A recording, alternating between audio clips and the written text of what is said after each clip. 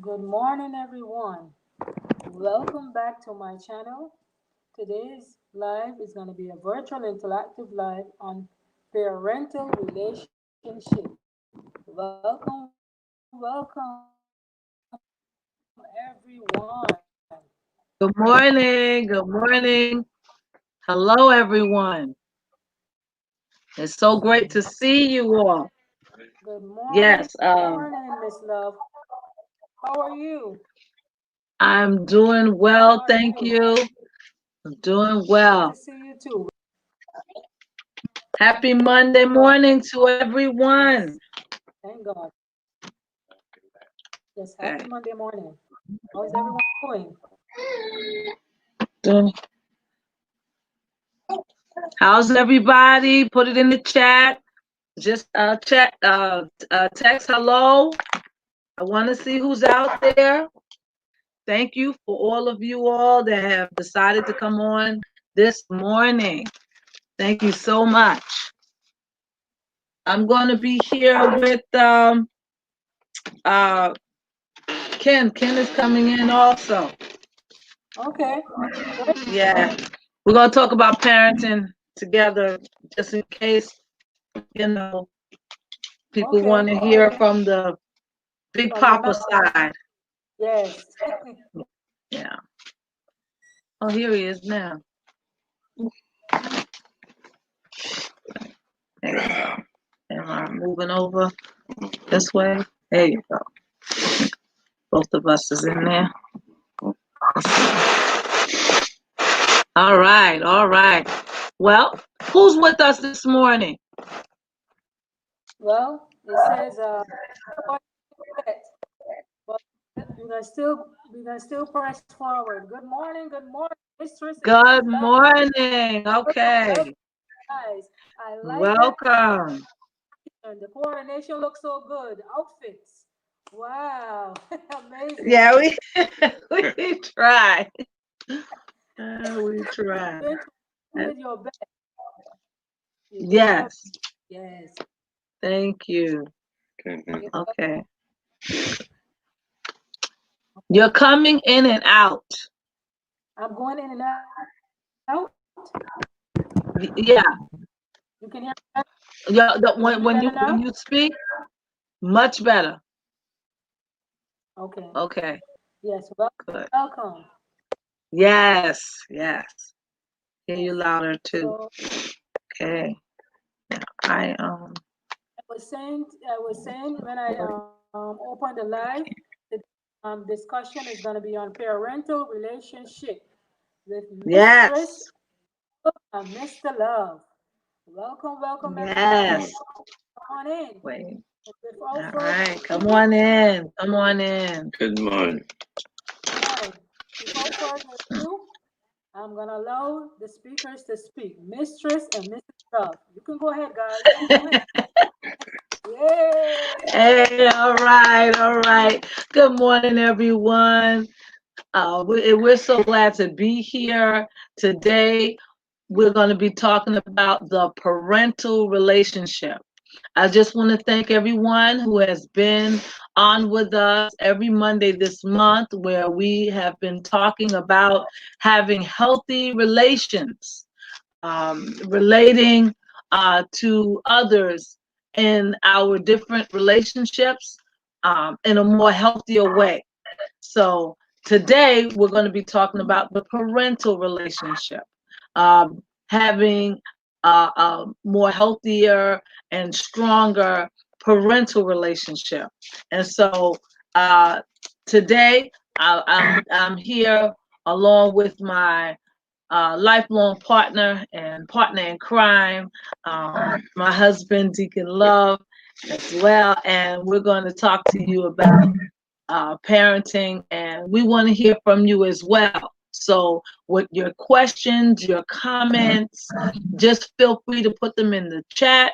Um, Throughout the presentation today, Ms. Griffith will read what is in the chat out loud so that I can address your questions or your comments and things of that nature. But I'm so happy that you all are here with us today. All you parents out there, I know today might have been a little bit of a struggle to get here because I know that today is the first day of classes for elementary as well as high school students. I know I had to kick my son out, my youngest son, because he starts classes today and as well, and he wanted to utilize this space because this is the best space in the whole house. So, but I thank God for him that he allowed me to have the space at least for today, um, to so that I can present to you. Okay. Now, some of you that might have seen the flyer, I have put out some questions out there on with regards to parenting, and so if you have the answers to those questions, feel free to put those in the chat as well, because this works better when I get feedback from you all. Okay. Um, the and I'm going to be explaining or talking about those questions. For those of you who didn't see the flyer with the questions were: how would you rate your parenting skills? Number one. Number two, um, it was were your parents successful in raising you? And number three, I'm going from memory now. Um, I'm not sure what number three was, but I know those two definitely. Maybe I thought of a number three and didn't put it down, but anyway. But those are the questions. If anyone remembers what the third question was, feel free to put that in the chat as well, so that I can address that question as well. Okay. And so today, though, we're here and we're going to be talking about parenting and improving or strengthening the parental relationship. Now, those of you who were here with me yesterday, we talked a little bit about parenting with regards to alleviating parental stress. And so thank you all for those who were here with me yesterday. We're going to be talking a little bit more about parenting, but we're going to be stressing the parental relationship, how you relate to the other parent, how do you relate as a parent to your children, and how your children relate to you. All of that encompasses the parental relationship. Now, as I said yesterday, uh, you are a parent. There are many different ways you can become a parent. You can, actually give birth to a child, or your biological children, but they are also your godchildren. Some of us are grandparents and raising grandchildren. Um, and then you might be a family member that just had to step into the parenting role for another family member. Like, for instance, with me and my sister, because my mom, she passed away when my sister and I was 7 and she was 5. After we were raised by our grandparents, but to my sister, my sister looked at me not only as the big sister, but she looked at me also as a mother figure. And so I was kind of a sis mom to her as well. You might be in that situation, or you might be an auntie that, for whatever reason, had to help raise your nieces and nephews, or an uncle. You might be a great auntie that might have to help step in that role. Regardless of how you became a parent, you understand that parenting is a commitment. It's a commitment. Um, I like to call it a lifelong commitment because I believe in parenting all the way, as much as you can. Um, Even after the children become adults, even though they are adults, they may not need that hands-on parenting the same way as they did when they were younger, but they still need that advice. They still need that guidance um, in different situations throughout life. So, to me, to us, parenting is a lifelong commitment, and that's how we're the parents of 8 kids altogether. He has 3 daughters. I have 5 sons, um, and we're a big old blended family. And so most of our kids, in fact, all of our kids are over the 18 except one. I have one son that's 16, but the rest of them are grown adults. Um, some of them even brought us grandkids. So totally, we have 1, 2, 3. We have 4 grandsons.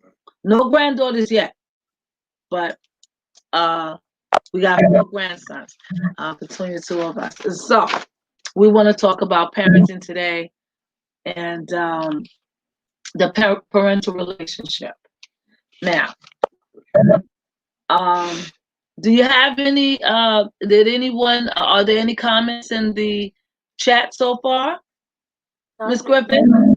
Not yet, Miss Love. Not yet. Okay, okay, all right. And so we will continue. Okay, and so um, I've been a parent for a very long time, and a grandparent as well, and so has my husband Kenneth. And so being a parent is not easy. Um, when when you discover that you are with child, there's a lot of decisions that you have to make, life-changing decisions that you have to make, and so you have to. That could be stressful because it's like you've been living your life one way, and then all of a sudden you have these children come into your life.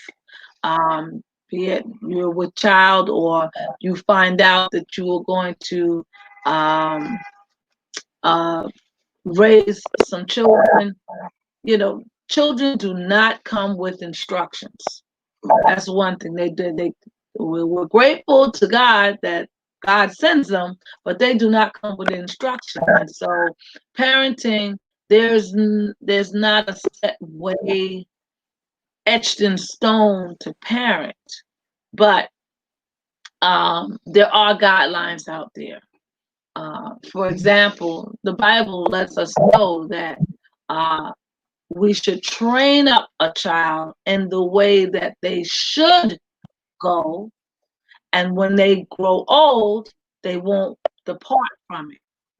And so that particular scripture, what it's saying is that we should use the guidelines, okay? We should show the child the way that they should go, um, the way that's best for them to go. But and throughout that child's life, they're going to try other ways, and sometimes they'll go to along the standard, sometimes they won't. But once they get older, they're going to realize the value in those guidelines, and draw strength from it, and then they'll come right back to the standard which you have set out for them. And so that's what it means, that once they grow old, they won't depart from it. They'll hold on to it dearly. And when they have children, they will institute those things with their children. So, but yes, there are guidelines that you can use to kind of help you steer and navigate um, raising and rearing children. But now I have, with regards to um, mental health and parenting, um, it's very important that a parent maintains good mental health so that they can soundly raise the children. Um, we talked about some of that yesterday as well, things that you can do to make sure that you have really good mental health, because I believe that a parent should be able to not only uh, teach the child verbally, but they should be able to model what it is that they're saying and doing. Because children don't only listen to what we say, they also watch what we do. And so I just want to talk a little bit, give you a couple of stats with regards to mental health and parenting. Um, for one thing, studies show that um, 50% of adults suffer with some kind of mental illness at one point or another in their lives. 50%. Okay. Um, so that means that not only if it's four people in the room, two out of those four people are suffering with mental illness as an adult. That also means that if you're if you haven't suffered with some sort of a mental illness at some degree, you very much well know someone that is suffering or has gone through mental illness at some point to some degree. And so mental illness is not it's not um, it's not something that's far out there or uh, far away from you. It's very near. It hits home in all of our homes. So it's very important that we be mindful of our relatives, our friends, um, our loved ones that may be experiencing mental illness at some degree or another. Okay. So then, so yes, that's 50% of all adults suffer with some sort of mental illness. Um, 1 out of 5 children suffer with some sort of mental illness. 1 out of 5, that's 20% of all children. So if you're in a room with 5 kids, one of those kids are suffering or going through some sort of mental illness. And so that just shows you how prevalent mental illness is. Also, studies show that mental illness is hereditary. There are some mental illnesses that show up um, through throughout the generations. Some of those particular illnesses are schizophrenia, bipolarism, and substance misuse, addiction. Those 3 are definitely hereditary. And so, meaning that if someone in your family is suffering with that, someone else in your family is more than likely also suffering with it as well, or it passed down, to the children. It's not guaranteed to definitely show up, but the children of those that are suffering with mental illness uh, are predisposed to suffer with some sort of mental illness. Another statistic is 90% of all deaths by suicide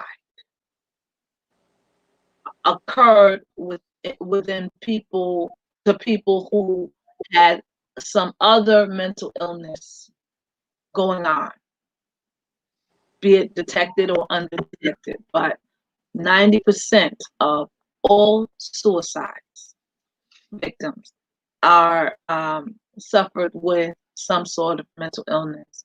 And so mental illness is really, it's no joke. It's very, very important that we be mindful and aware and make sure that we go and get diagnosed or at least evaluated just to make sure, because especially as a parent suffering with some sort of mental illness, that it affects the way that they raise their children, and it also affects the children themselves directly. Um, and so um, it's very important that we as parents, grandparents, we become very, very aware of our mental health and our mental state and stay on top of it so that we can have good mental health. So those are some things that I wanted to share with you. Oh, another thing about mental illness is that mental illness has been shown to diminish not only quality of life, but actually shave off years of life. So it's very important that you get your mental health checked out, please, because if you do have poor mental health or you have a mental illness, you stand the chance of losing years of your life, actually dying, sooner than later from mental illness. Okay, I got one more statistic of all of the different ranges of mental illness. The number one the number one illness that shaves off the most years of life is substance abuse. I was blown away when I read that statistic. I was really, I thought it might have been maybe schizophrenia or personality disorder, but no, the number one mental illness that cuts off, it says here, 9 to 24 years off your life is substance abuse and addiction. So if you have family members, if you are suffering with substance misuse, addiction, please get it diagnosed, get it and treat it, because you wind up losing years off of your life.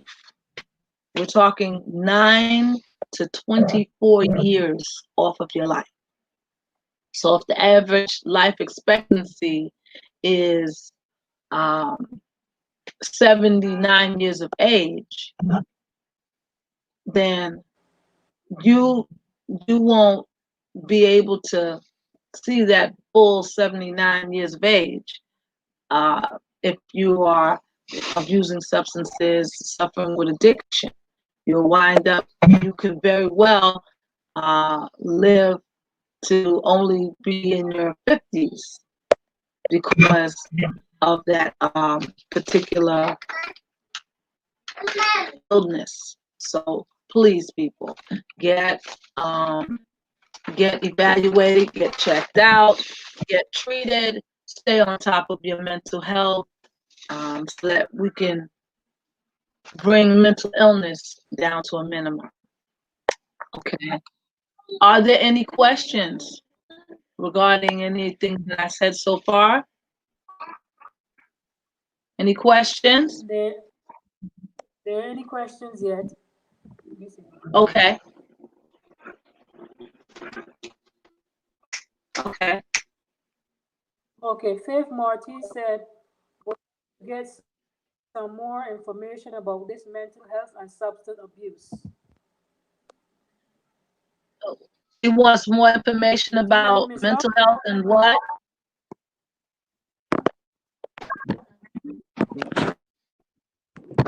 Would She would like to get some more information about this mental health and substance abuse. Okay. Okay. You hear me? Sure. Uh, I can. I can. I can send her some information. She can contact me, and I can get that to her. So I'll be putting my information, my contact information, in the chat. But yeah, you can reach out to me at dunamissoundmind@gmail.com, and I can send you that. But yeah, there's a lot of information on that. Um, um, it's really really it's a lot of information on that. And I would love to share that with you. Perhaps if maybe we can actually do a show on that, because you're right. It's very important, and I think that a lot of people do not really understand the impact of mental illness, with particularly with substance abuse and misuse. So, but reach out to me, and I can send you some information, and also talk to you about it, as well as perhaps I can do a show regarding that, because yeah, awareness needs to be brought to that. Okay, thank you. Um, and so now I want to talk about the parental relationship. Now, the reason why I laid out all of those statistics, particularly because we as parents, we are the direct influencers of our children in their lives. Parents are the very first teachers that the child gets to see and learn from. And so if we're not okay, then chances are that child will not be okay. We won't be able to provide everything that they need emotionally, physically, spiritually. We won't be able to do that and be the best parent for them if we don't have our stuff together. So it's very, very important. That's why I started out with the stats first. Um, okay, now as a parent, when the child is young, it requires different parenting skills than when the child gets to be an adult or even a teenager at that point. And so it's very important to be able to understand who your child is, their personality, and how to communicate with them and how to hear them. And so it's important. So when the child is really small, baby, the baby cannot verbalize what they need and what they want, but they do communicate. You as a parent, as you very well know, you get to know the different cries mean, what what the different little words, mispronounced words, what they mean when the child points and grunts. Yes, that's my grandson. He's in the background. He just wanted to let you all know that he is here and he's awake. Uh, and so, but yeah, you get to, you know, learn how to communicate with that child as that child communicates with you through the different um, sounds and cries that that child makes. And then as the child gets older and learns how to speak, you learn more about communicating with that child. You even are coming to know that child's personality. And to those of you who have had the joy and the hardship of parenting, know that the the child is its own person. Sometimes when we look at the child might look like the mother, or the child might look like the father, or look like somebody in the family, and or it might look like us.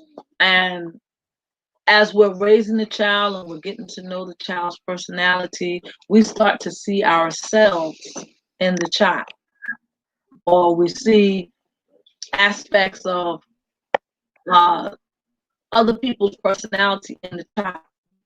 It's very important to understand, though, even though you might see yourself in the child, it's very important to understand that that child is not you.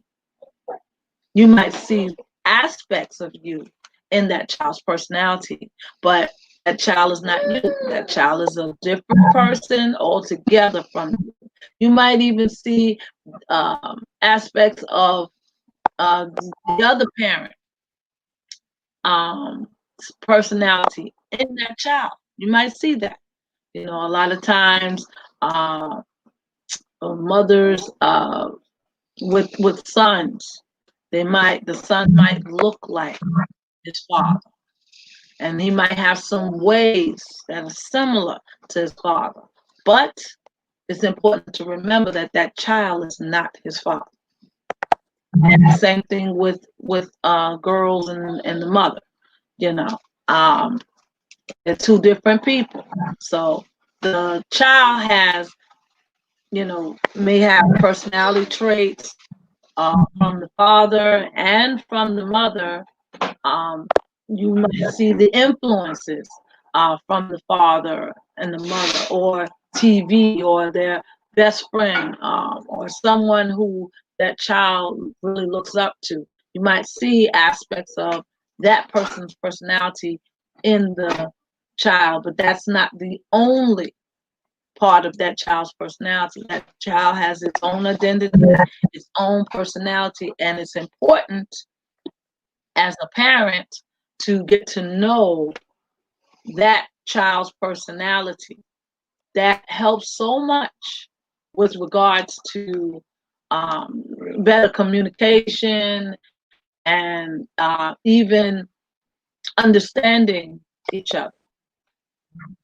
So it's important to get to know that child, as Kenneth will let you know that when we come to examples. But yes, it's important to get to know that child, because that fosters um, a better relationship between you and that child or those children, because the child will easily um, talk to you about different things and share their their world with you if they understand that you want to get to know who they are, not tell them who they are. Um, and so, yeah, that's important. Um, I mentioned communication. Communication is key. You need to talk with the child, and you need to listen.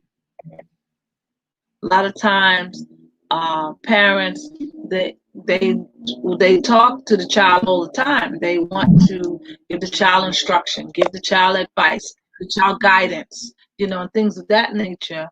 Um, but that child also communicates or tries to communicate to you what they need and what they would like, so as to help you zero in on what they really need, not just what you think they need or what you think they want. So it's important to listen as well. That's why God gave us two ears and only one mouth, so that we can listen more and speak less. Even as a parent, I know some of you might have grown up like me. I grew up in the day and age where children were seen, not heard. As a child, I could speak, and I can even speak my mind. Whatever it is that was on my mind, but I had to be careful in how I spoke to my parents and what I said. And just because I was allowed to speak my mind, I wasn't allowed to speak my mind on every subject. There were certain things that, you know, grandmama said, granddaddy said, auntie said, and that was it in the story. No back talk, no discussion. It was not optional. Okay.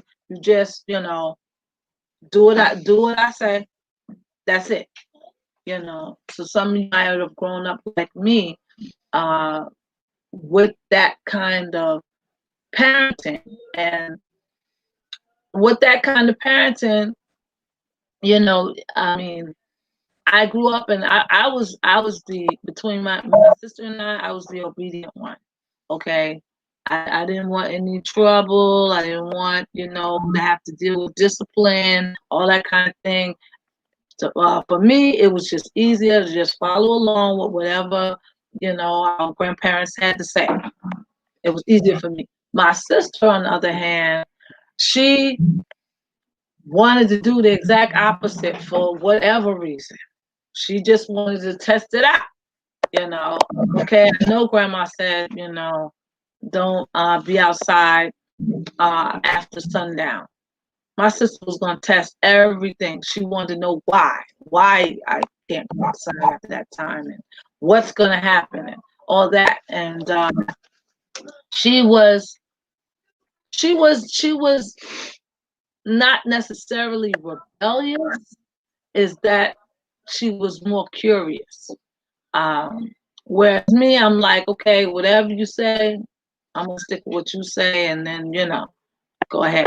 If I wanted to challenge it, I would challenge it, but on the quiet tip, so that my parents didn't even know that I challenged it.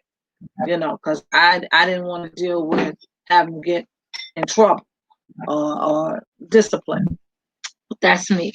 But um, one thing that I asked, that I learned from being raised from my grandparents is that they taught me that, okay, um, communication is key.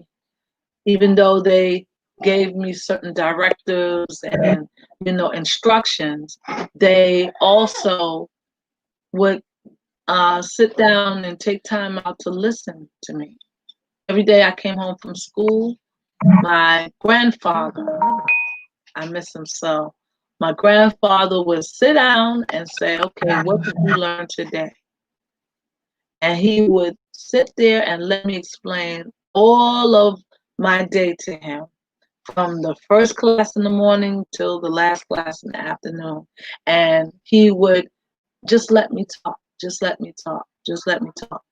Um, and then he would make his comments and everything, but he encouraged me to speak up and talk about what I learned and how I felt about it. So I thank my grandpa for that. And so when I was raising my kids, I encouraged them to speak their mind. Uh, Unlike my grandparents, I allowed my children to speak their mind on every subject, uh, so that I would know where their head is. Uh, when I uh, when I started doing that, I was aware that my kids would say what they had to say, but sometimes they would say what they had to say, and I didn't like the way they said it, or I didn't like what they said. But I still encouraged them to say what they had to say, and that that to me caused us to communicate better and deeper. And now most of them are grown, and so they'll call up, you know, tell me what's on their mind, what's going on, ask me questions, that sort of thing. And so, but that's communication. So parents have to be able to be good communicators with their children, and you have to, you should get to know your child, observe your child, respect, respect your child. Now that's not easy sometimes. I was raised to understand that respect is earned, not simply given. It's earned.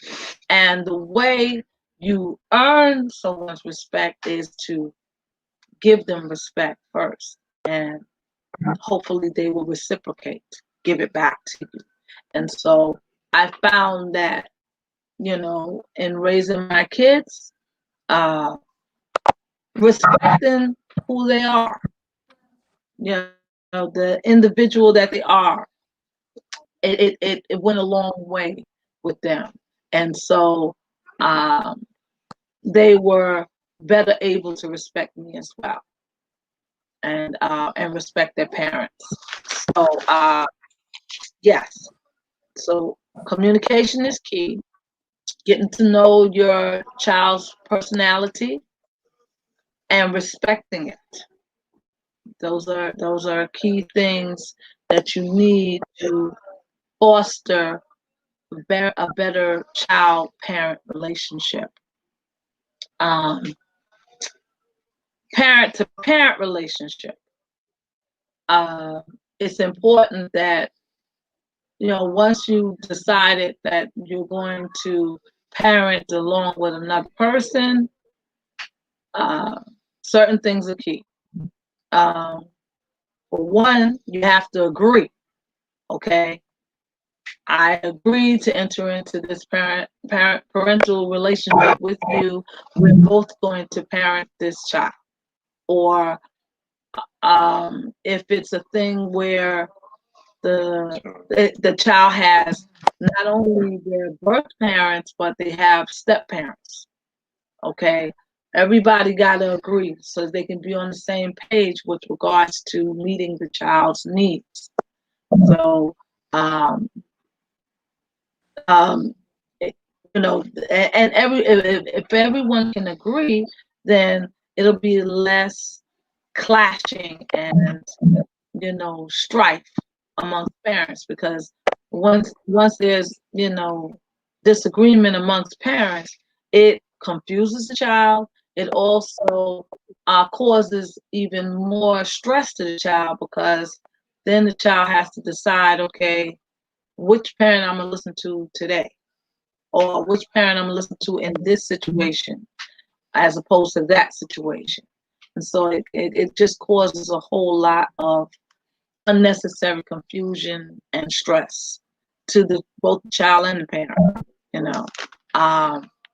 If my grandmother told me I can't be outside after sundown, and then my grandfather said, "Oh, well, you can go outside," I won't know should I go outside or not, because I have two different instructions.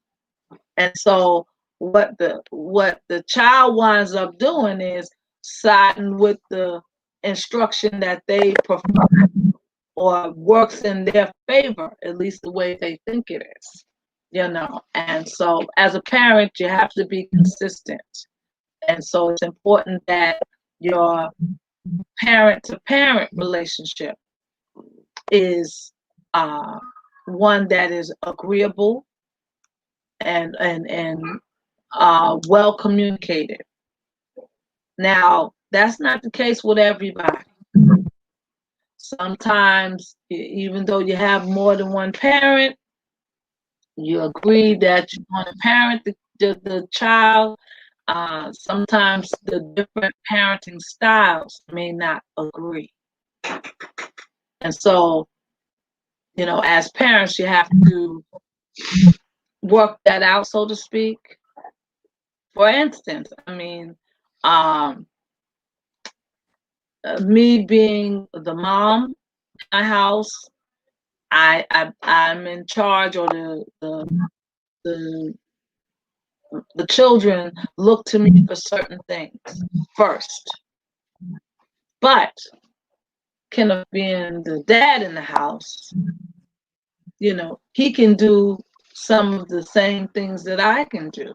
And so, because we can interchange like that. But with my sons, certain things, they come to mom first. Other things, they'll go to Ken first. Simple as that.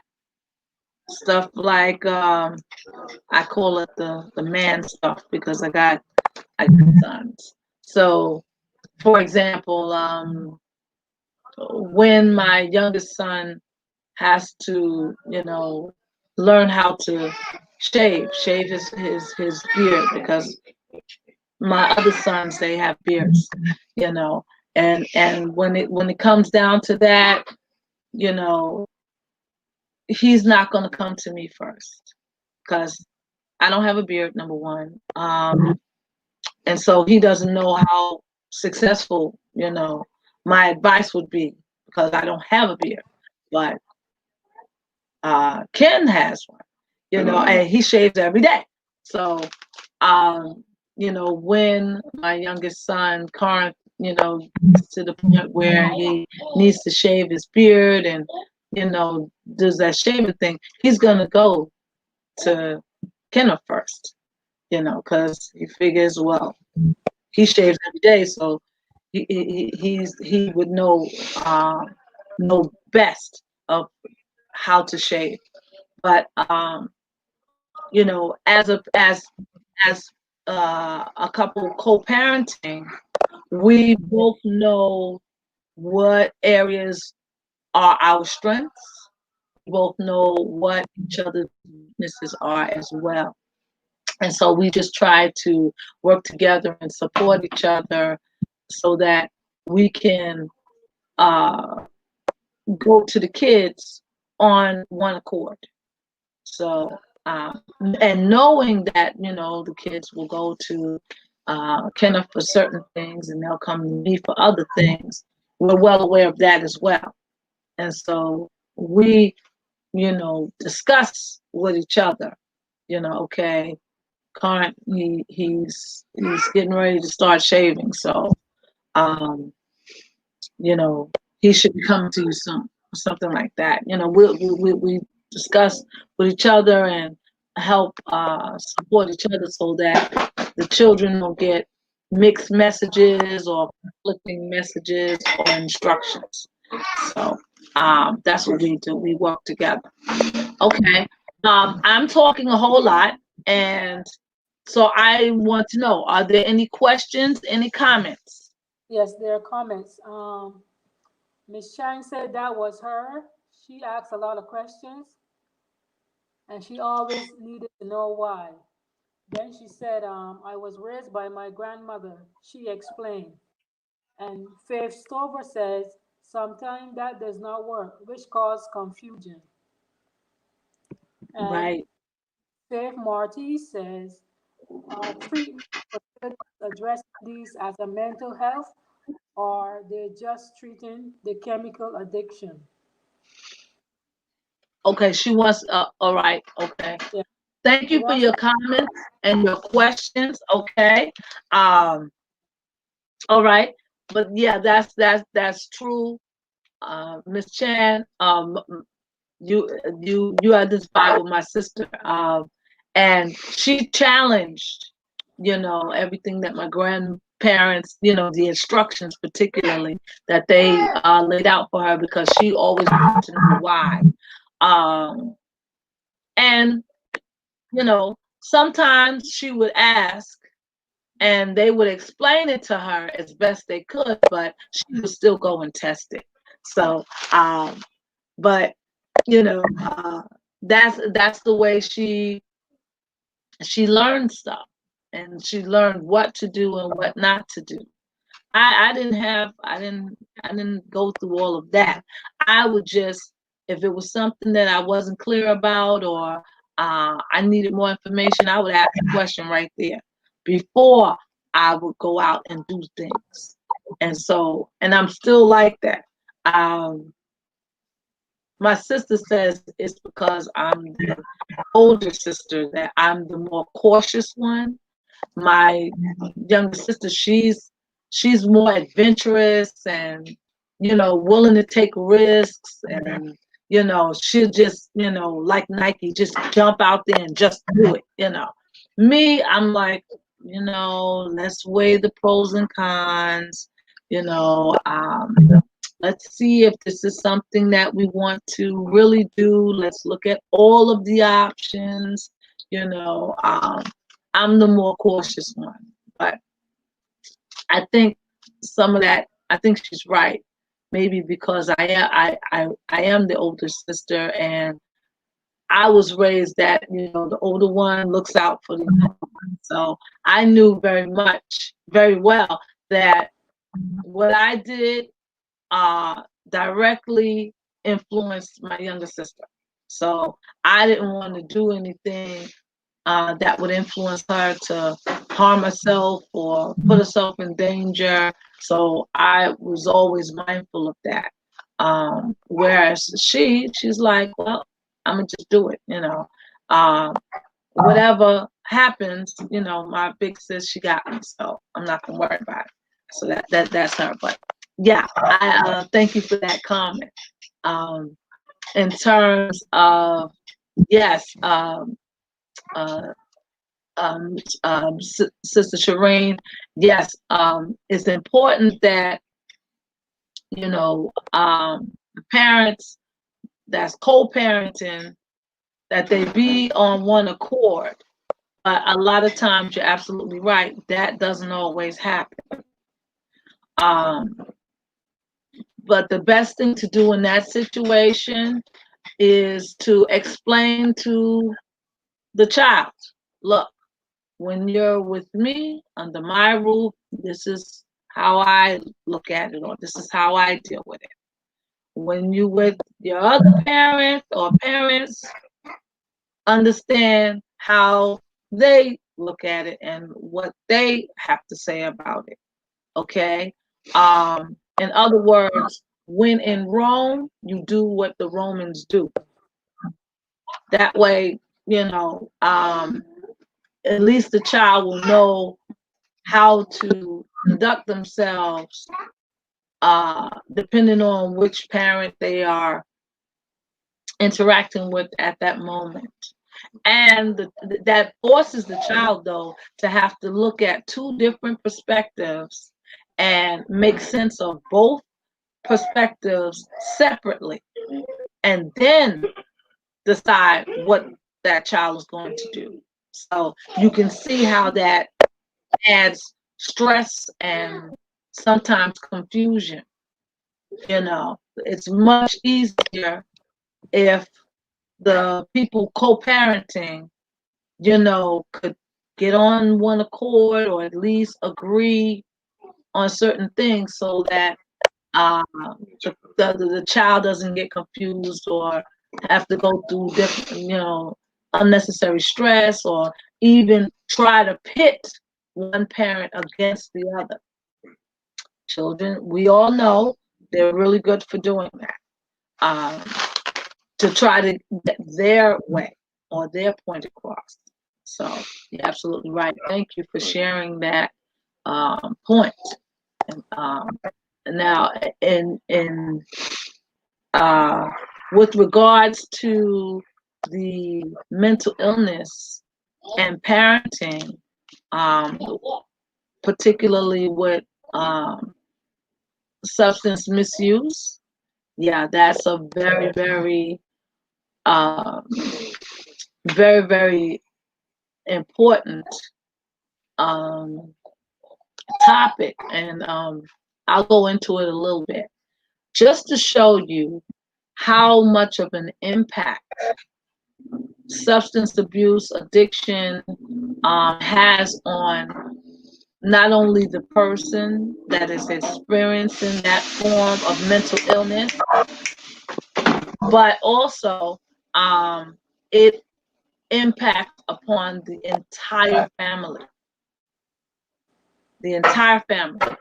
So, for example, I read to you and shared with you that how certain mental illnesses are hereditary, meaning that, if the parent is going through that, the child may very well have to go through that as well, or the child is at least predisposed, more likely to have to deal with that particular mental illness. And substance abuse is one of those that's directly hereditary. So if you're going through that, or if you have family members that have children that are going through that particular kind of mental illness, please, please, please impress upon them to get treatment, get evaluated, work with them to get them to express themselves. A lot of times, due to the stresses of parenting and the stresses of life, some people choose to self-medicate, as we say, meaning that they choose to take substances such as alcohol or opioids to make them not feel the pressure, the different pressures of life, or to make them numb to the negative, hard emotions in life. And they keep doing that and doing that and doing that, and it becomes a habit, and they become addicted, and it's very, very difficult for them to stop. Very, very difficult for them to stop. And so it's a disease. Substance misuse and addiction is a disease. And with regards to that disease, it needs to be treated, and lifestyle changes need to be made, just like any other disease.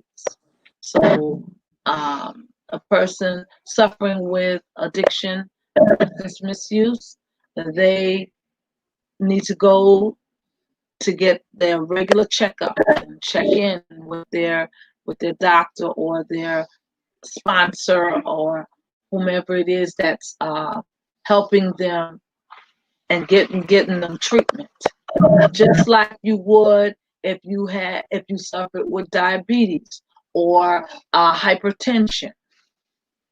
It's there, or with those diseases, again, you have to take your medicine, you have to visit your doctor regularly, you have to check, to see how well you're progressing.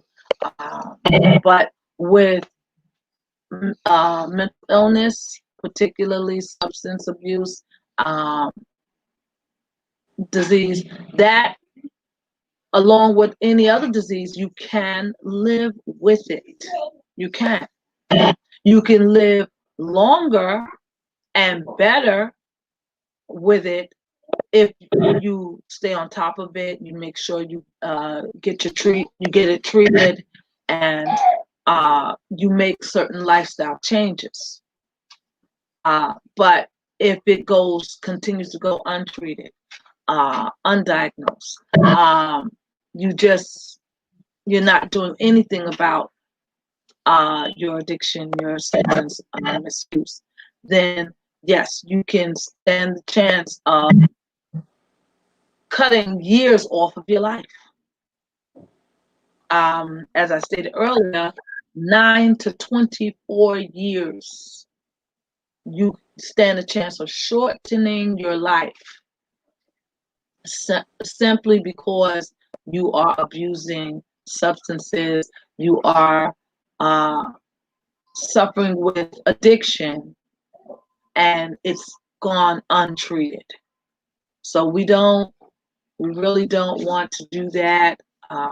And again, with substance misuse, it is hereditary. So if your child, is directly affected by your actions and by your mental illness directly, if you're suffering with that.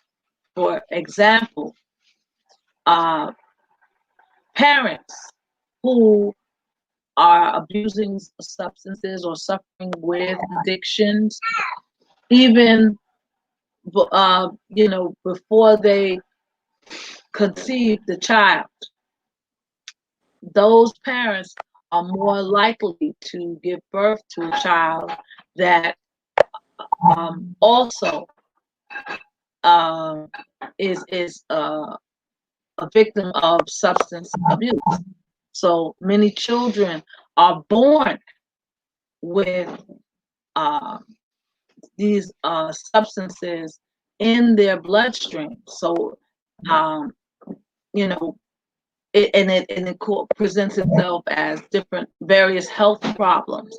So, for example, if a parent, it could be mom or dad, but definitely if mom is abusing uh, alcohol or crack, for instance, all throughout her pregnancy, she more than likely will give birth to a child that is born crack addicted, um, alcohol, the alcohol in the child's bloodstream from birth can lead to complications in birth, can lead to health defects in the child.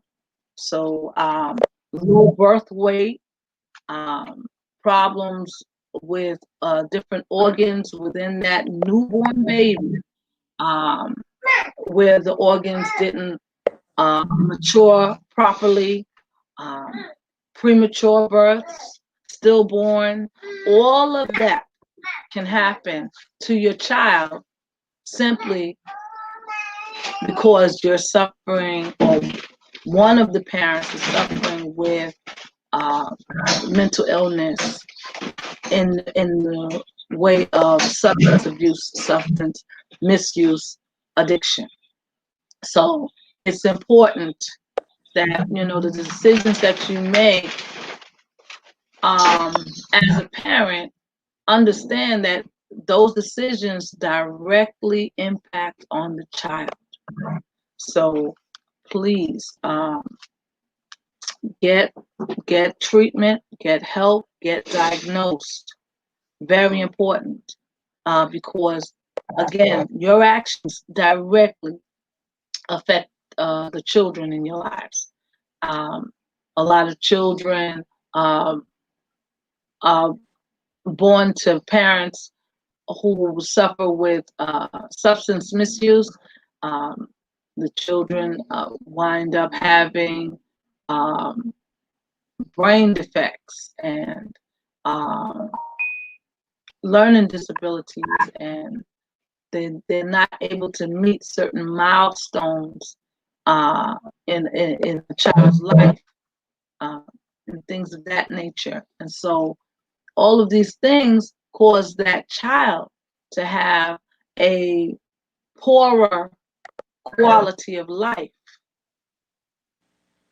and so, and we want the best for our kids. And so in order for us to give our children our very best, we have to be at our very best as best we can.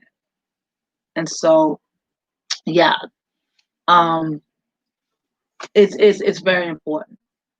I hope I answered your question. Are there any more questions? Miss Sharon said she allowed her children to express themselves. Is the only way to know what and how they are thinking. And she said she is very cautious. Um, Yes, Sova said yes, this is true. And she said a lot of people be in denial of their children or family are struggling with some type of mental illness. yes, More or less, more or less is a shame. When her yes. uncle struck substance, my family handled him with love. And she said she was a former case manager in the field. It was hard to reach some of the people. Right.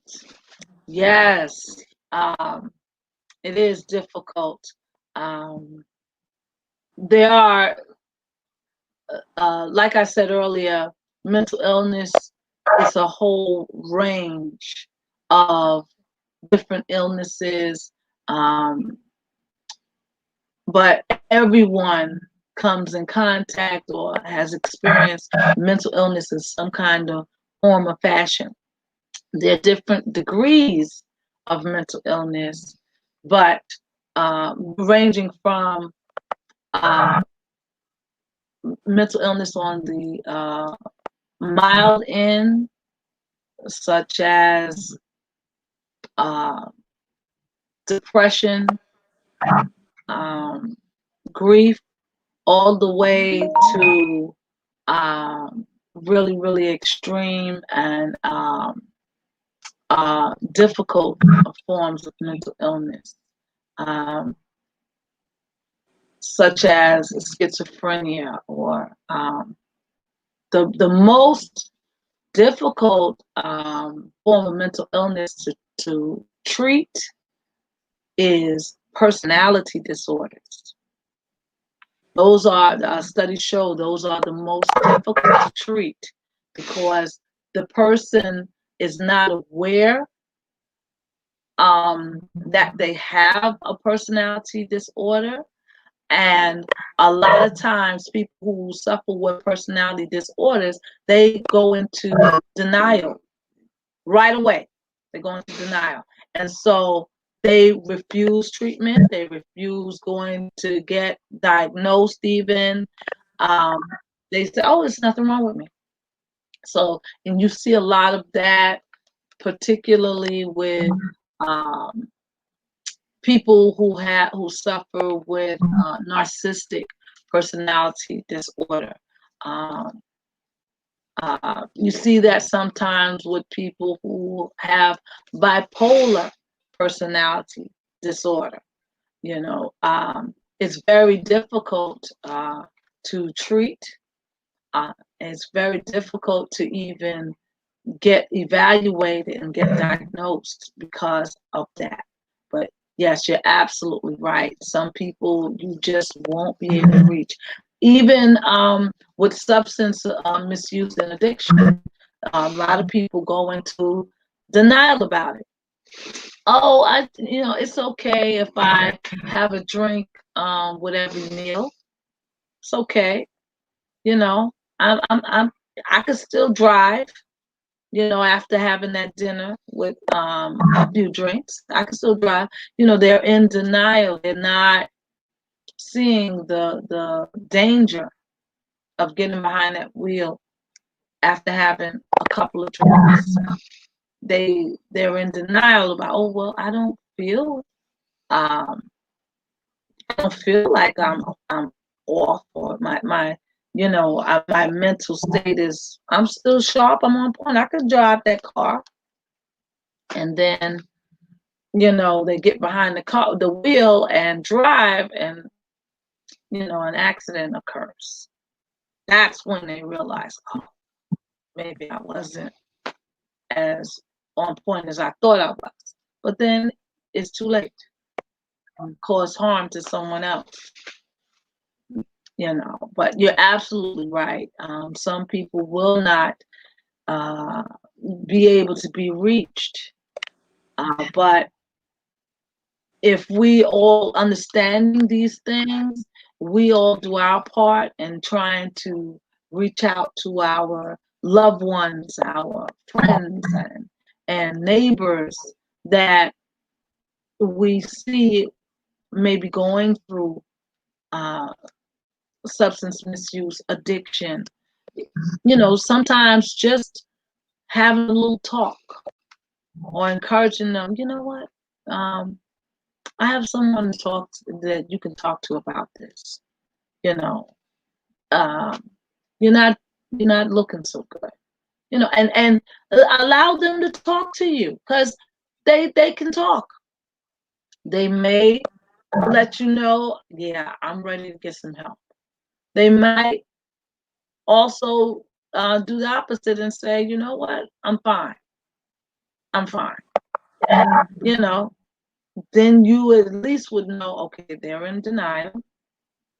Um, Maybe I need to speak to someone else that may be better able to uh, reach that person than I am. But you're absolutely right. Substance misuse uh, is difficult, and yeah, you won't be able to reach everyone, but those that you can reach, those that you can at least plant the seed, bring it to their attention.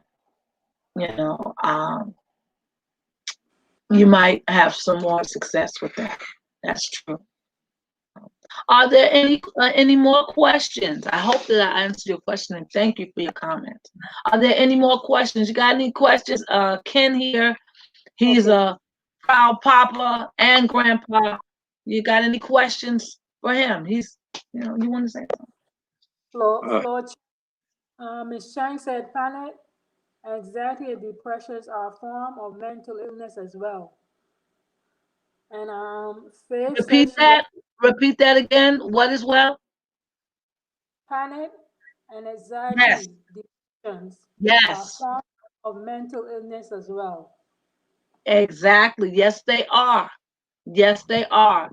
Um, like I said, mental illness it's a whole range of different mental illnesses. Some we look at uh, as more uh, visible, obvious than others. But you're absolutely right. Panic attacks, anxiety, that falls under mental illness. Some of you may not know or understand, but things like autism falls under mental illness. Um, uh, Alzheimer's disease falls under mental illness. Um, Things of that nature. So there's a whole range of different ailments that fall under the umbrella of mental illness. That's why um, at the opening of today's broadcast, I laid out those stats, letting you know that 50% of all adults suffer with mental illness in one form or another. And so it's important that um, we have these talks and you become aware so that you will understand that mental illness is closer to you than you think. If you're personally not suffering with any mental illness of any sort, you chances are you know someone close to you that is. And so therefore it would be to your best interest to understand it, become aware of it, and so that you can help. uh, so you're absolutely right. Thank you, Ms. Chan. Thanks so much for that comment. Any other questions? Any questions or comments for Mr. Charles? I got a question for some of you all. How would those of you who are parents or in the parenting role, how would you rate your own parenting skills? How would you rate those? Like from 1 to 5. 5 being really, really great, 1 being absolutely horrible. How would you rate your personal parenting skills and style? Uh, put the answer right in the chat for that. Another question is, how successful do you think your parents were in raising you?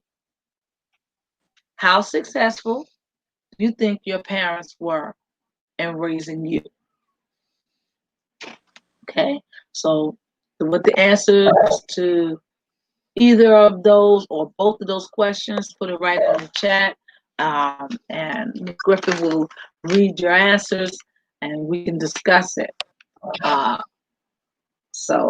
yeah, but in terms of for me personally, um, I would. How would I rate my parenting skills? Well, Kenneth, how would you rate your parents? That's a good question. To me, very good. Just by what you were saying at the beginning, you have to be a good listener to your kids. Without listening to what they want, you can't judge them. Like, oh, when I was coming up, um, I'm the youngest of 5, and I remember my father leaving. I was maybe 10. He'd been with my mother they've been married for over 24 years. I just remember him just leaving out with a TV, carrying a TV out. And sometimes that could be hard on a kid, and sometimes that could be a lesson. I didn't want to be like him. So as far as me being raised, practically raising myself with my brother is 2 years older than I am. And that made us bond. So we became the men of the house at an early age, and 3 sisters older than us. We wound up taking care of our mom, the 2 youngest ones, and make you stronger, or it can break you. Like some people, what she was saying about people and going to abusing drugs and alcohol. You get the fork in the road, and people take that fork and go the opposite direction, and they want to numb that feeling and numb that time, um, because they feel they've been hurt at a young age. So people, they scrap and scrape for different reasons on to stay with that substance abuse or whatever drug that they on. And another thing is with if your parents, if someone is on drugs and you raising kids, you can tell your child what to do when you on any drugs at all, because then the child would just look at you and how can you tell me what to do when you on a substance and I'm doing what I want to do. They become snappy at you because they hate what you're doing to yourself. Mm. So then you lost control of that child. Until you right, then the child um, will do he What or they she want. wants to Mm. do until you get right. Then they would sit and listen when you get right, Right. you know. Um, like my father was an alcoholic all his life. He felt that nothing would change that. So when he died at 85, 87 years old, still drinking. And he said that Wow. drinking would kill him if he stopped. So he made uh Made a point. his point to where he wants to stop or when he wants to keep going, and he felt and he made it so to and that was true when he got to 80 something years old. If he would have stopped, he would have died because his progress and his stages that goes in stages. So he been continuing. He wasn't eating, but I watched him disintegrated. I got to try to get to know him because when I was coming up and what he was missing, he would act like to his people or family members like if he's still there raising me, and he wasn't. He would say, "Oh, he was like this, or he this way, or his basketball skills came from me, or this and that came from me." These are the things that he was missing as when he was absent. Mm. So when they absent, they trying to make up for those are the things that mentally that they want to be there for you, but they chose at the time of drinking. Mm. So it's a lot of us still doing that out there, drugging and drinking, um, and wants to stop but don't know how to or how to parent. Because the easiest thing is I'm gonna pick up this bottle and or I'm gonna hit this blunt or I'm gonna pop this pill and then deal with my child because a Right. lot of people Right. can't deal with a child, especially a busy child that wants to move around and level and don't sit still because you high and you can't keep up with that child. I remember when I met my wife and the youngest was 3.5, you know, and um I had to I had my uh I had back problems and I had my sneakers on the headboard. So when they came, took them sneakers off the headboard and said, you have to put these sneakers on because I'm ready to go outside And play. and play to the park. So I had to get up there, put them on, and go outside and play. I couldn't say, no, my back, I had 3 slip discs, I can't do this, you can't find excuses. You got to still go out there and do your best. And I taught the youngest one how to ride his scooter. That was big because the other ones used to take advantage, take the scooter, ride around, and let them cry. So I had to stop him, get on the scooter, show the ones how to do it, and then put him on it, and he learned. In the same way, participating with them in life is very important, especially when you're not getting high. You can't say, "Do as I say," and you high because they're looking at you. Why should I listen to you? So that's very important is to listen and understanding that child. I remember in the other one that's after him, he had a stuttering pattern going on, and that's spending time with your child is the only way to make that child relax and that child will talk normal because he's trying to say too many things to you at one time.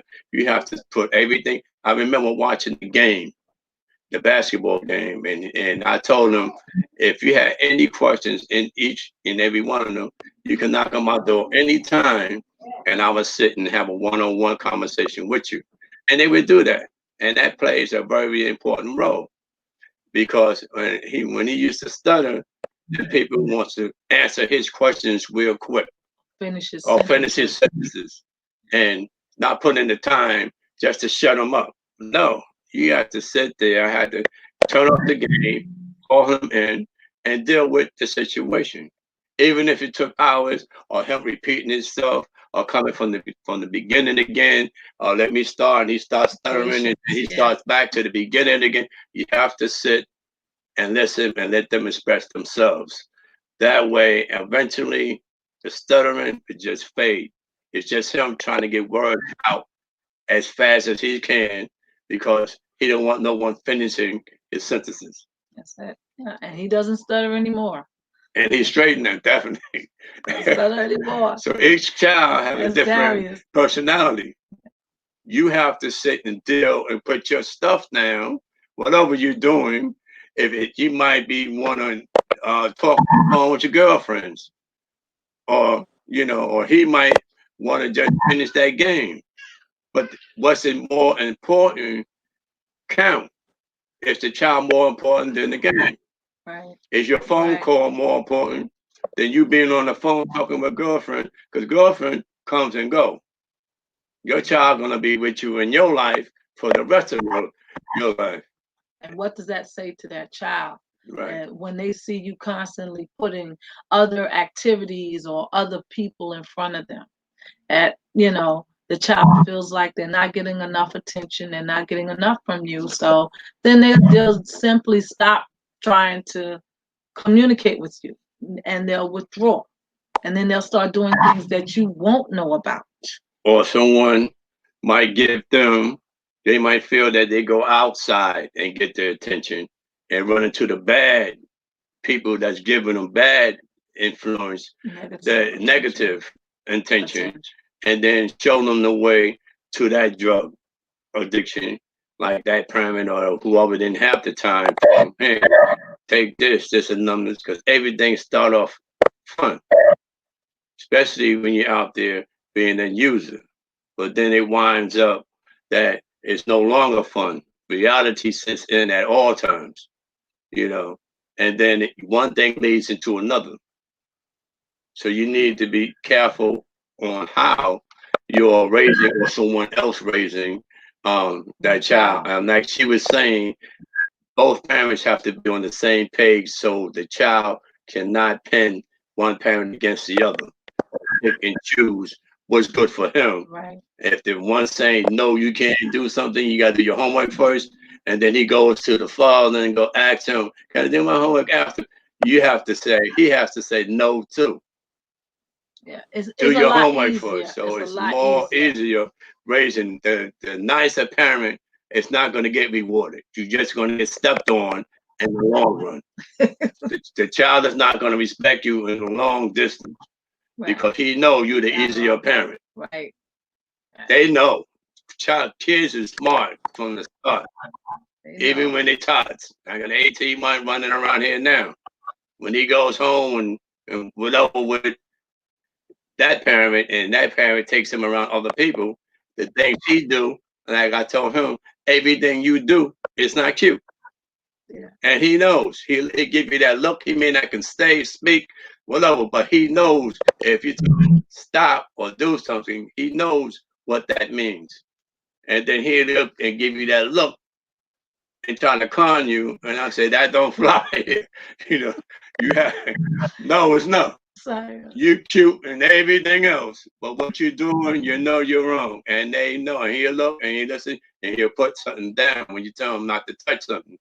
He know, but that child will try you. It's the same thing as they grow older. Yeah. They will try you. Same exact thing. You might tell him, no, you can't go outside. You got a curfew, or once you're back inside at 10. They walk in there at 11, 12 o'clock, and you don't know where they've been at. What would you do?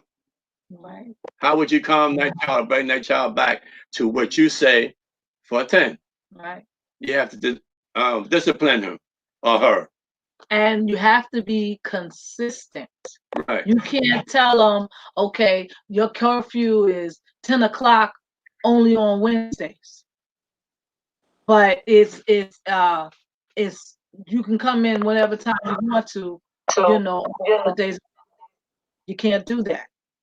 You have to be consistent. So whatever you're trying to teach your child, whatever you're trying to model for your child, you have to be consistent. That way, the child understands. Okay, this is how I should act. Okay, I may not agree with it, but this is what my parents say I should do. That kind of thing. Because when you're inconsistent as a parent, when you're inconsistent, period, inconsistency is it kills a relationship. I don't care what kind of relationship you have. Um, if you all were, um, some of you all may have tuned in earlier in this month when we talked about relationships as a whole. Inconsistency, it just kills a relationship, because when you're inconsistent, uh, you uh, you're unreliable, and if you're unreliable, then it's hard for people to trust you, or trust anything that you're saying. So even as a parent, you have to be consistent. You have to be committed, and you have to communicate. Those are the 3 C's that you need for any relationship. So yeah, thanks for that comment. Are there any questions or comments? Okay, Miss Shine. I knew how to love my children before I learned how to parent them. It was after I dedicated my children to God and allowed Him to guide me how to train them, I became a better parent. And Miss Lee said, I have to be honest, I didn't know what I was doing. God was helping me raise my children. I also used some of the things my mom taught, and I tried to show them love and patience. Miss Shine said, my parents parented me to the best of what they knew. What I know, it was greatly I love my mom and grandmother who raised me from the age of 8 to 17. Wow. And she said, I agree with Miss Lee. God is their parenting. And Miss Lee said, it's like you said, children don't come with manual. But what I learned is that God is our manual in all situations. And I love and I Yes, know what the truth of definition of love is. And I use it in all I do. that's Miss Topher right. said, I was a young parent, so I had a lot to learn. My mother helped me, and my parents were successful raising me and my brother, but when they were going through a divorce, it affected me and my brother, and I became rebellious. That's Miss Topher, Faith Topher. Right, right, right. Thank you for your all of your comments, and I just want to say, yeah, that's another thing. The co-parenting relationship is key. Um, yeah, it's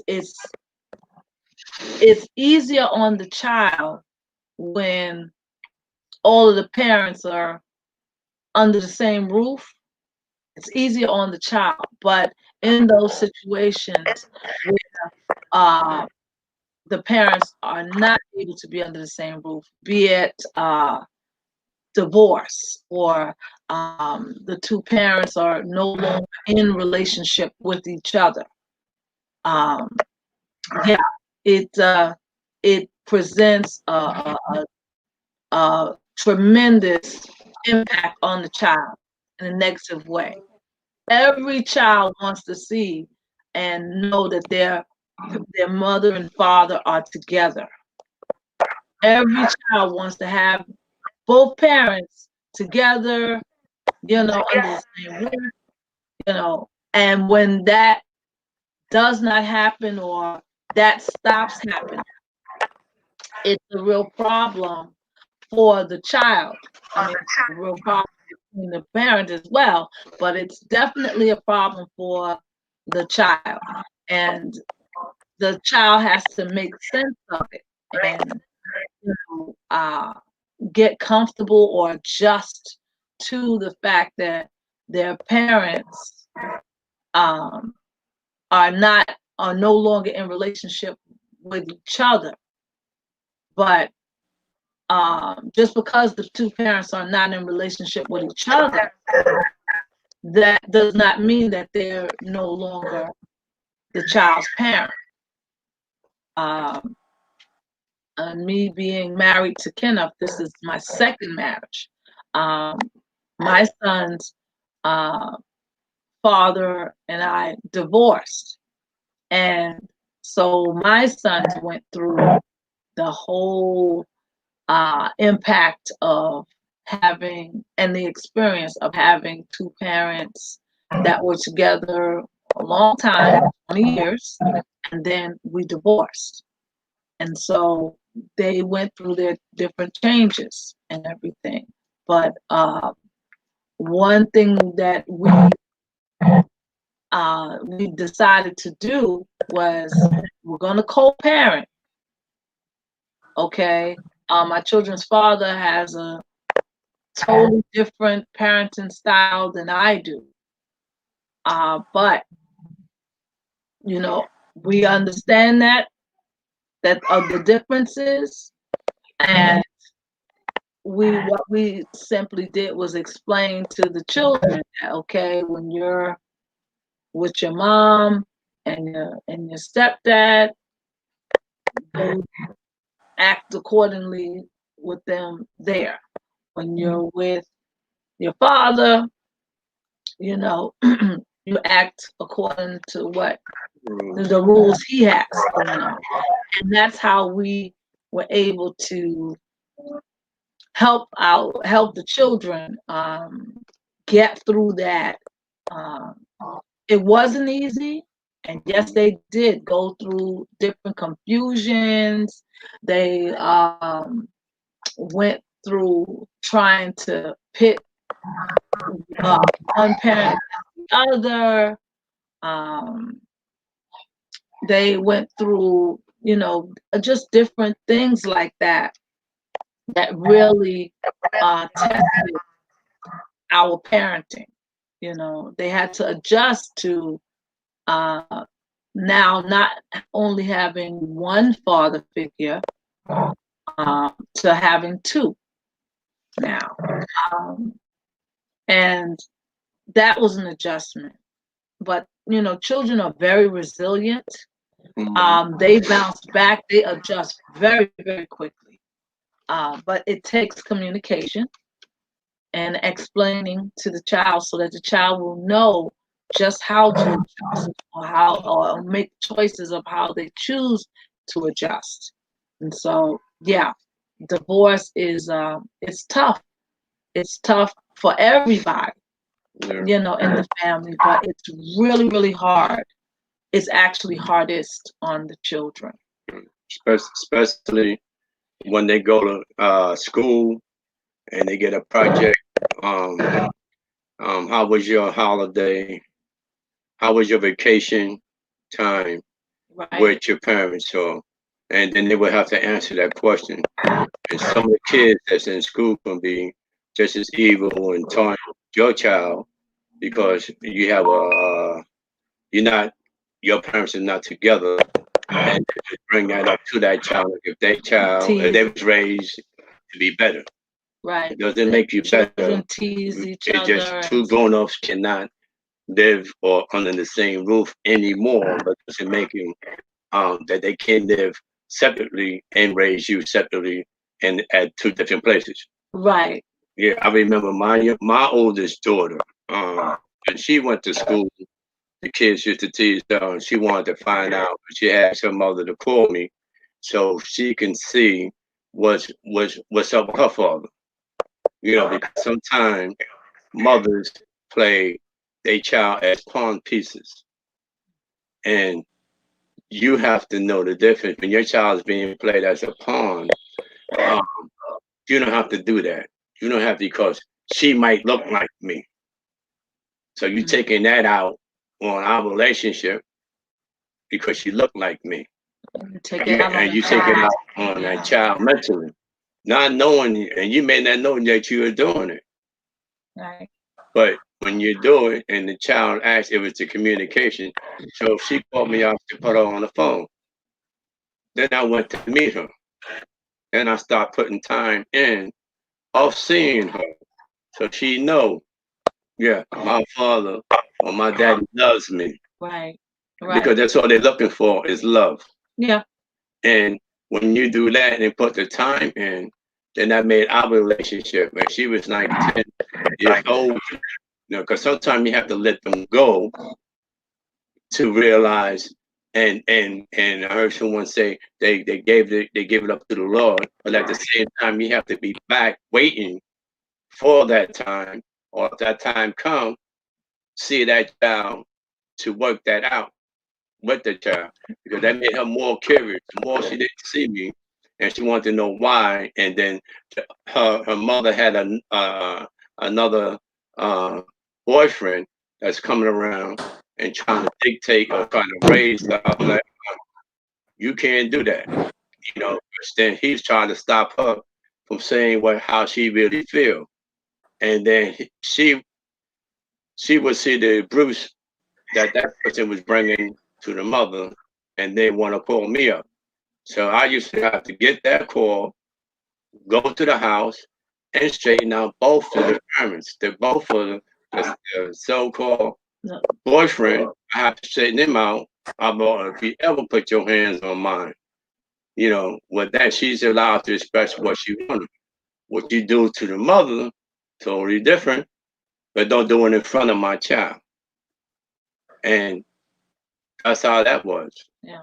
And if I had to put him out, he would be put out. If I didn't have to put him out and she still wanted that relationship with the other, long as she don't see him, you raising your voice, getting cursed out, or getting hit in front of her, because that's mental abuse. Mm-hmm. And physical. So you can't do that in front of my child. So we became closer and closer. And today she's a grown woman now With her own kids. with her own. I'm Yeah. a grandfather, and I'm like, God is good. Yeah. Yeah. You just have to listen and, you know, Hear the child. hear the child out. Because when I was coming up, like I said, and watching my father drinking and carrying on with my uncles and them, and his whole family, all my uncles was alcoholics. So when I even tried alcohol, I didn't like it. you know, and one thing leads you to the next. Expecting yourself and giving yourself to the Lord, He give you chances after chances, because nobody's perfect. Right. Right. But understanding and learn from your mistake and move on, Right. and have the other person move on and live their life. As long as you have an honest communication with your child, is great. I have a youngest one, the same, different mother, different way of raising. And the closer that we got, I used to take her when she was a baby, take her and bring her to my father's house and show him that I can raise a child. You know, and I'm trying to get to know my father, because you got to give, and you got to give and forget the things that he did. So I'm trying to show him, as a father example, what you should do, even though he was up there in age, but still showing him I can raise this child. And my mother took ill, and I had to come home. You know, that was my biggest mistake, as far as I let her sister interfere in my relationship, for me not being there present With your at the daughter. time with my daughter. My daughter was maybe 9 months, um, 10, 9 months old, and I came home to take care of my mother, because she was on a suicide mission. Her sugar 400 and something, and her pressure sky high, and she was living by herself. Mm. So I had to come home and change her whole diet, cook for her, and everything else. And each time I went back to see and check on my daughter, I was seeing the swing move of my of the mother, and that was her sister wanted to stay in the house that we were staying in. We took her in for like 2 weeks before this even happened. Me coming home because she had nowhere to go, and her father was putting her out. She just came off back from service, but she had a girlfriend, so she wanted to take over my house. And I was telling my baby mama that this don't do this because this is gonna cause problems in the relationship. And she nah. So we agreed, and once I went, and she's supposed to do the 2 weeks. Once I went home, the 2 weeks stayed into a long time, and her cutting me up. I felt the cuts when I was across town, taking care of my mom's. And each time I came back, the distance I had with the child's mother, and she wanted to take over and move so she can stay there, and I'm out. But once the child gets up there in age, now my daughter, she's up there in age. When she was 16, getting ready to go to college, she'd come here, and she got to see my mother. False promises, but she got to see my mother. She would say, "I'm coming here after school, and I'm gonna do this, I'm gonna do that." My mother's dead, and she was bedbound. And it never happened. I'm gonna invite you to my graduation. I never got an invitation, but that was all right. I still wanted to see her have a relationship because she went home and told her mother she had a good time with me. So it's the same thing now. I met her not too long ago before that could die. Now she's up there in age again. Met her at her job. Didn't know she walked there. I'm sitting down eating. Pop, here she come. And she looked, she's talking to my brother, looked like me. And then she turned around. I just had to stand up and give her a hug, show her the love. This is what you're missing. She write her number down and give it to me and tell me to use it. And I use it. And I got home. It was a good time to call you. And trying to get to know her. And still maintain that relationship. That relationship. Are there any more questions? Okay, comments. Miss Chan, when you're inconsistent, your children and others will respect you. She said her mom was a big help in raising her and her children as well. Faith Right. Stover said, my skills became great as I learned responsibility. Children will teach you an experience. Yes. Is the best teacher. Okay, 1 second.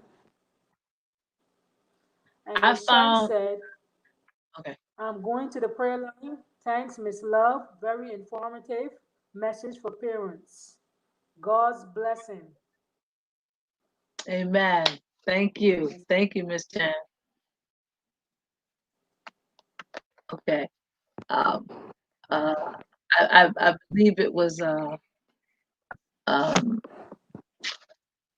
well, I want to respond to one of the comments. It's true. As I was raising my children, I found that my children taught me a lot about myself because I could see aspects of my personality in each of them. And there were things that I liked about myself, and there's things that I didn't like about myself. I could see some of those things even in my sons. And in order to help my children better deal with those aspects, even in their personality, I learned I had to deal with it within mine. I couldn't just ignore it. And so that I could not only teach them, well, that you shouldn't, you shouldn't be doing that. That's not going to work for you. Because it didn't work for me. Instead of just verbally teaching them that, I wanted to also model it as well, so that they could see that, my words are lining up with my action, and that I'm really, really serious about, what it is that I'm saying to them. And also to show them that, you want to leave that alone. That's not going to work for you. That's not good. Um, and then I even can share with them some of my experiences growing up when I was their age. I do that often, and as my children grew up through the different milestones in life, I would share with them, oh, well, when I was your age, things were this way, and we did it that way, and this, that, and the other, so that they would know. And they could consider that, at least, as they're going through that particular milestone. But my kids would quickly say, well, that was back then, way back then, this is now, stuff like that. Um, Letting me know that, okay, I heard what you had to say. I took it into consideration, but I already know that that's not me, so I'm tossing that. I'm not going to do I'm not going to do it the way you did, and that was fine. I just wanted them to figure out the best way to move forward from that situation or what have you that worked best for them. In terms of me rating my parenting, I think I did. I think I did all right. I've asked myself that question many, many times, and I feel that the way that you can tell if you did all right or not is if you see your children doing those things or implementing those things when they have their children. So for example, with my 18-month-old grandson, um, I chose to breastfeed his father, and so when Josias knew that he was getting ready to have a son, he talked it over with his girlfriend, Camilla, baby's mom, and she agreed, I'm going to breastfeed. And she did. And she, the baby didn't have, a lot of ailments, he didn't suffer too much with fever, and his immune system is really, really strong. And, because breastfeeding, it helps. Studies show that children who are breastfed tend not to suffer with a lot of the catching cold and fevers and colicky and all that kind of thing, like children who were not breastfed, who were strictly on formula straight from right after. So I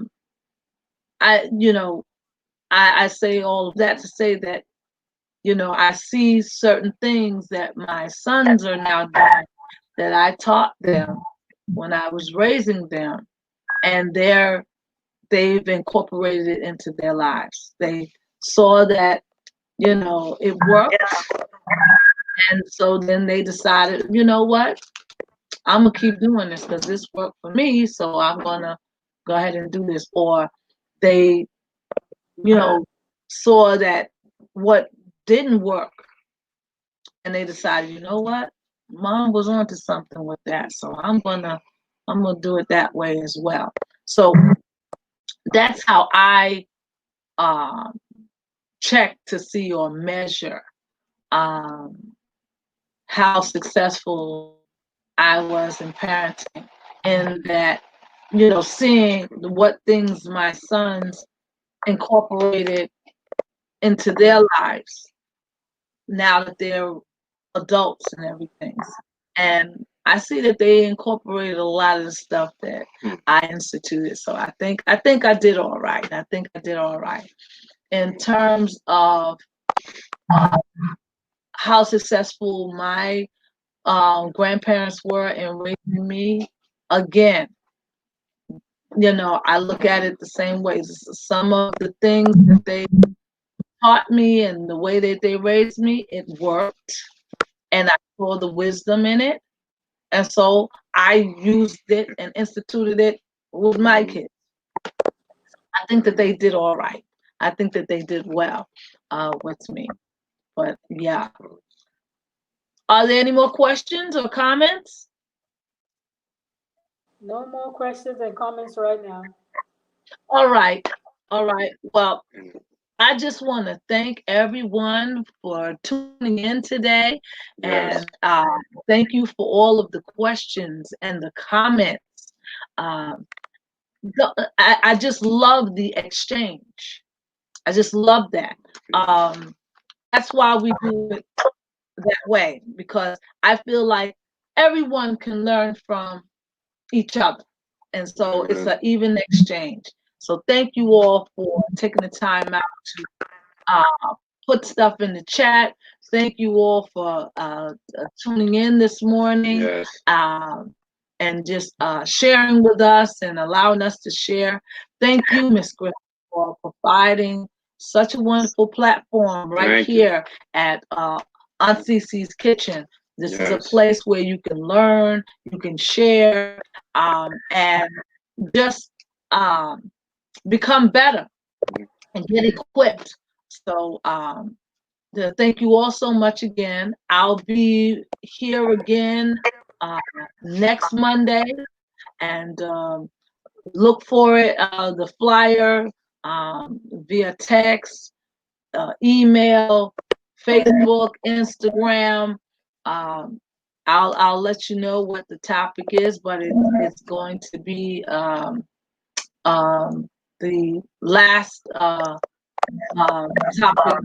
last kind of relationship in this relationship series that we've been doing all month long. And so I'll let you know and send that out to you. And then, so that's next Monday, 10 o'clock.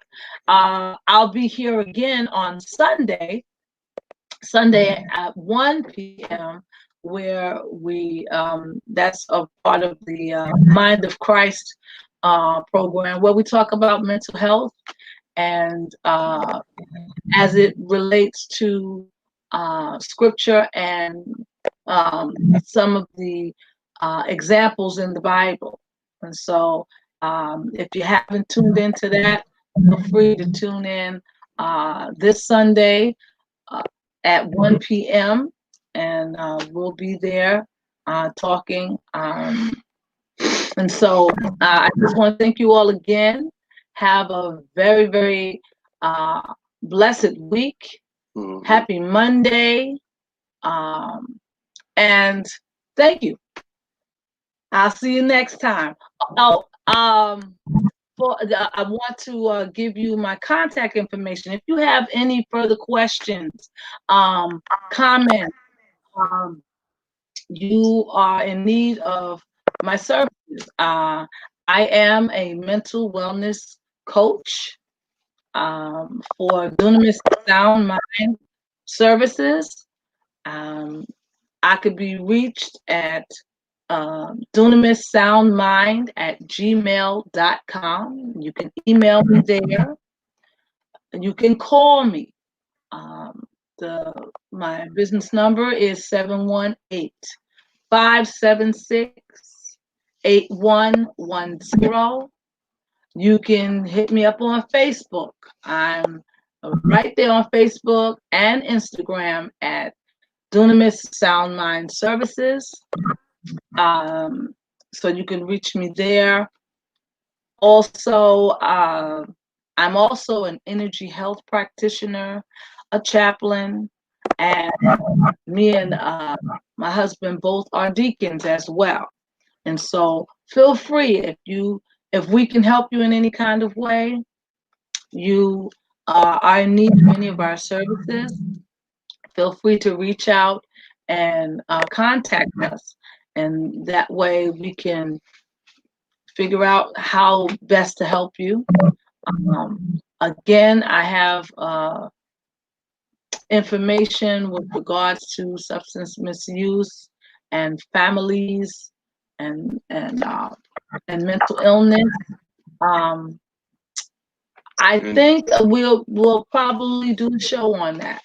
Uh, Being that there was a lot of questions about that and the request for more information, I think that's a excellent idea. So um, I will work on that and let you know. I'll do a show on that because you're right. The awareness has to be there.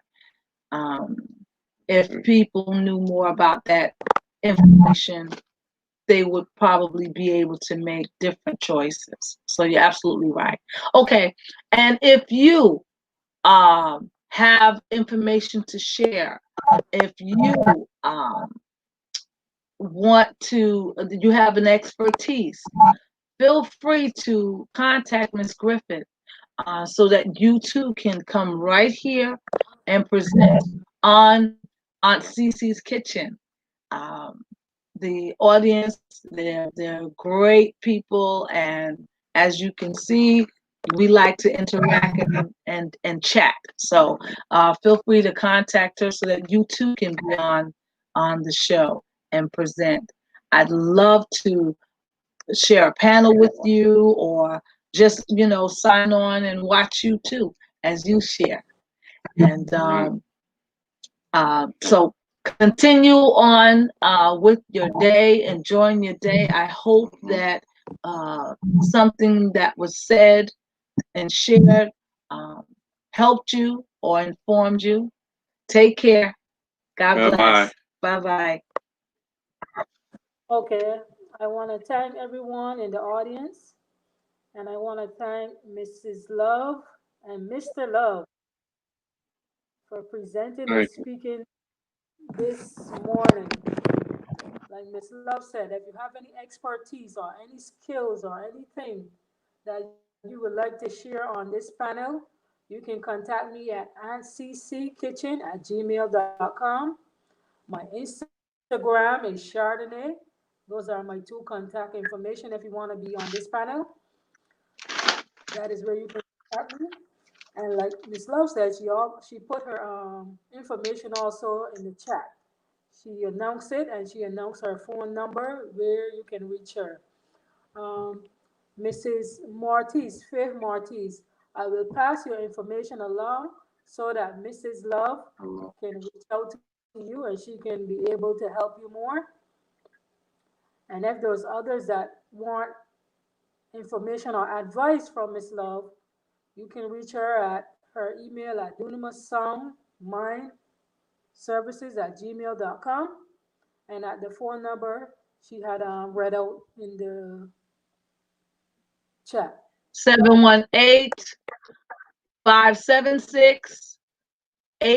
718-576-8110. Call So me. I want to thank everyone once again, to all those who've been in the chat and in the audience and who've been supporting us.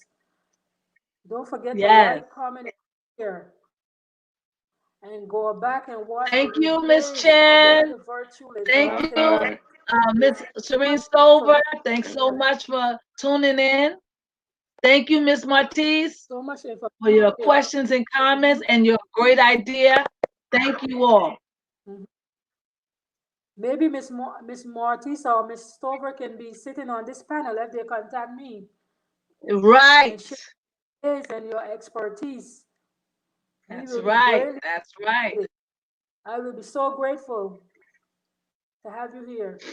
And if there's any Yes. others that you know of that would like to share their expertise or information, please contact me at aunccitchen@gmail.com or Chardonnay, or you can contact Miss Love at her information that she has given in the chat. Thanks, everyone. Happy Monday to all. Have a great day and have a blessed week ahead. Bye, everyone. Enjoy Bye the rest of bye. your day. Bye. Have a great day. You too. You're welcome, Miss Lee. You're welcome.